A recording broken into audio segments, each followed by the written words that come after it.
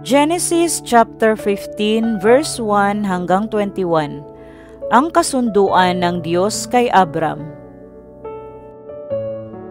Pagkaraan ng lahat ng ito, si Abram ay nagkaroon ng isang pangitain. Sinabi sa kanya ni Yahweh, "Abram, huwag kang matakot. Ako ang iyong kalasag na mag-iingat sa iyo. Bibigyan kita ng napakalaking gantimpala." Ngunit sinabi ni Abram, "Panginoong Yahweh, ano pang kabuluhan ng gantimpala mo sa akin kung wala naman akong anak? Wala akong tagapagmana kundi si Eliezer na taga Damasco. Hindi mo ako pinagkalooban ng anak, kaya ang alipin kong ito ang magmamana ng aking ari-arian." Subalit sinabi ni Yahweh, "Hindi isang alipin ang iyong magiging tagapagmana, ang sarili mong anak ang magiging tagapagmana." Dinala siya ni Yahweh sa labas at sinabi sa kanya, "Tumingin ka sa langit at masdan mo ang mga bituin. Mabibilang mo ba iyan? Ganyan karami ang magiging lahi mo." Si Abram ay sumampalataya kay Yahweh at dahil dito siya'y itinuring ni Yahweh bilang isang taong matuwid. Sinabi pa ni Yahweh kay Abram, "Ako ang kumuha sa iyo sa bayan ng Ur ng Kaldea upang ibigay sa iyo ang lupaing ito." Itinanong naman ni Abram, "Panginoong Yahweh, paano ko malalamang ito'y magiging akin?" Sinabi sa kanya, "Dalhan mo ako ng isang baka, isang babaeng kambing, at isang tupa, bawat isa'y 3 taon ang gulang. Magdala ka rin ng isang kalapati at isang bato-bato."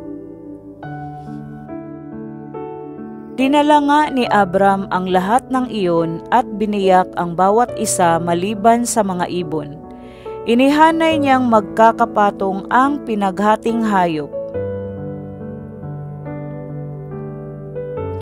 Bumaba ang mga buwitre upang kainin ang mga ito, ngunit itinaboy sila ni Abram.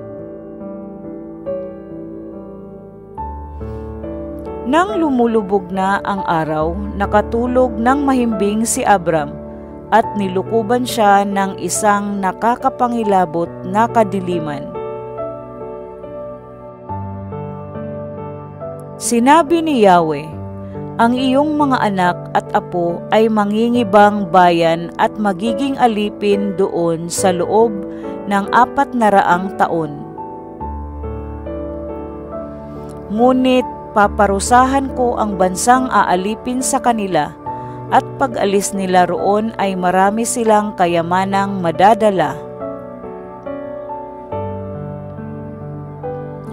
Pahahabain ko ang iyong buhay, mamamatay at ililibing kang payapa. Daraan muna ang 4 na salinlahi bago sila makabalik dito, sapagkat hindi ko muna paparusahan ang mga Amoryo hanggang sa maging sukdulan ang kanilang kasamaan."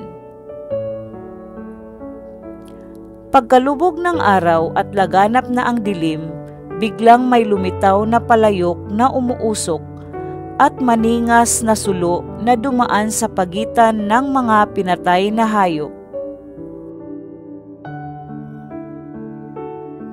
At ng araw na iyon, gumawa si Yahweh ng kasunduan nila ni Abram at ganito ang sinabi niya, "Ibibigay sa lahi mo ang lupaing ito mula sa hangganan ng Ehipto hanggang sa ilog Euphrates,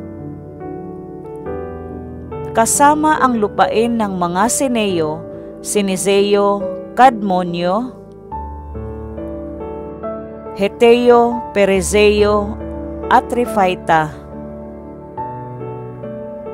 Gayon din ang lupain ng mga Amoryo, Kananeo, Gergesio at Hibosyo."